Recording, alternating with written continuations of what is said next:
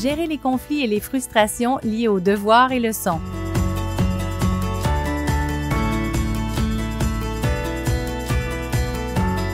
Bonjour, c'est Carlo d'aidersonenfant.com. On vous a préparé 5 capsules sur la gestion des frustrations et des conflits liés aux devoirs et leçons chez les élèves qui ont un petit peu plus de misère avec la psychologue Suzanne Vallière. Salut Suzanne. Allô.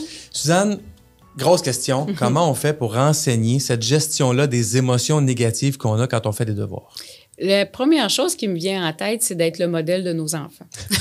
Pour nos enfants. Les livres par la fenêtre. Exactement. Tu sais, parfois, là, il va y avoir des soupirs quand l'heure des devoirs arrive. Il va y avoir des commentaires aussi de la part du parent en disant, tu sais, il y en a trop, elle en donne trop. Ou t'as commencé, moi, c'est ce qui m'arrive, c'est tu as commencé trop tard, tu vas te coucher trop tard, puis là, ça va affecter. On voit les conséquences des fois du manque de sommeil le lendemain. Exactement. Puis tout ce vocabulaire-là, souvent, bien, ça va faire en sorte que ça va alimenter la frustration que le jeune a déjà à l'égard de ses devoirs parce qu'il est fatigué, parce qu'il revient de l'école, parce qu'il a passé toute sa journée à faire ça. Parce qu'il anticipe le défi de les réaliser. Là. Donc, quand on vit ça, puis souvent, c'est pas juste une fois par semaine, là, souvent, les gens vont vivre ça d'une façon presque quotidienne, cette frustration-là face aux devoirs, cette argumentation-là aussi pour pas les faire ou les faire à un autre moment.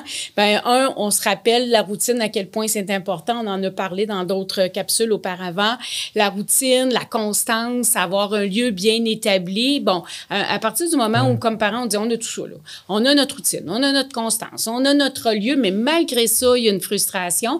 Bien là, faut regarder avec nos jeunes comment on pourrait l'aider pour faire baisser ça. Est-ce que c'est lui donner une collation pendant qu'il fait ses devoirs, par exemple, parce qu'il est affamé? Est-ce que ça nécessiterait d'aller prendre une pause, d'aller faire du jogging à l'extérieur, puis après le faire? Est-ce que on pourrait lui donner un bain? Les fois, les bains, l'eau, c'est un relaxant naturel, il faut s'en souvenir.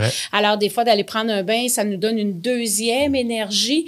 Ou est-ce que c'est parce que ça lui apparaît beaucoup trop lourd? Alors, de valider, je comprends que tu es fatigué. Moi aussi, je suis fatiguée. Je comprends que tu n'as pas le goût. Moi non plus, ça me tente moins. Mais c'est le professeur qui donne les devoirs, c'est pas moi. Alors là, on va essayer de le faire ensemble puis que ça demeure agréable. Puis on va fractionner les devoirs pour qu'ils voient ça peut-être un petit peu moins gros que qu'est-ce qu'ils anticipent. Là. Quelque chose que j'ai déjà utilisé qui marche bien, c'est que des fois, les enfants craignent les représailles de ne pas faire leurs devoirs à l'école, les conséquences. Puis moi, j'ai déjà utilisé le fait, regarde, fais des efforts. Si tu n'as pas le temps de finir, j'écrirai à l'enseignant pour dire on n'a pas eu le temps de finir. Puis là, ça a enlevé la moitié du stress. Parce que la peur de ne pas y arriver avec les conséquences qui viennent, est-ce que ça, c'est une bonne façon ou là, on donne peut-être une voie de sortie à notre enfant qui est... Ben, tu sais, une voie de sortie, c'est utile quand on est dans le trafic. Alors, quand les enfants sont dans le trafic d'une émotion ou sont dans le trafic à cause de l'anxiété, de lui donner une sortie, ça va apaiser. Puis tu le dis tantôt, ça les apaise. Pourquoi? Parce que là, il était rendu peut-être en anxiété ou en émotion de découragement. Alors, je trouve au contraire, je pense que ça peut être une bonne solution. Puis l'autre solution, c'est de remarquer peut-être aussi qu'est-ce qui le rend plus frustré. Est-ce que c'est les leçons parce qu'il y a de la difficulté à mémoriser les choses ou c'est vraiment les devoirs écrits parce que c'est quelqu'un qui aime pas beaucoup écrire? Alors, des fois, c'est de valider aussi avec le jeune. Des fois, c'est une mauvaise journée. Mauvaise journée à l'école qui ressort à la maison. Il n'y a pas tant de lien avec les devoirs, mais il y a eu une mauvaise journée, notre enfant. Exactement. Puis des fois, tu sais, on peut aussi se dire, ben, OK, on va tasser un petit peu la routine. On voit qu'il est plus capable. Le niveau de fatigue est beaucoup trop élevé. Le disque dur est plein. Ça rentre plus. Bon, est-ce qu'on saute aujourd'hui, tout simplement, en se disant qu'on va faire les apprentissages, mais d'une autre forme, avec un jeu de société, en allant prendre une marche pour travailler notre côté relationnel avec notre adolescent? Ça aussi, ça peut être une bonne idée. Oui, c'est ça. Écouter une émission en anglais, on va pratiquer notre anglais en même temps.